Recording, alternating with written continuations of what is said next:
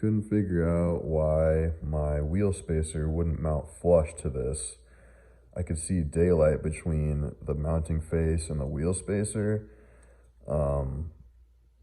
So I just tried to crank down the spacer, not really thinking anything of it, and this is what I was left with.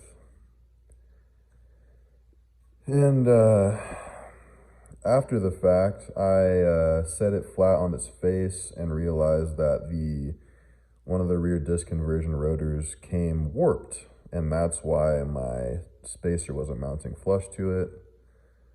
Fucking sucks, but I ordered another one, so yeah, live and learn, I guess.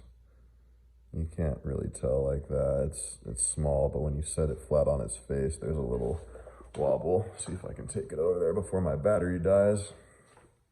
This is a flat surface.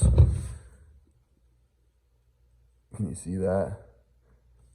Oh, there's a bigger gap over here. That's kind of what I was seeing when my spacer was on it. And then if I shouldn't have any movement to it. That's too much. That's not me lifting it off the table. That's literally the play that it has in it from the mounting. Yeah, there, you can see right there.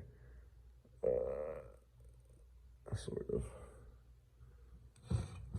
And then I'll turn it and see, now it's moving. Now this side, sitting higher than this side. Okay, see it right there.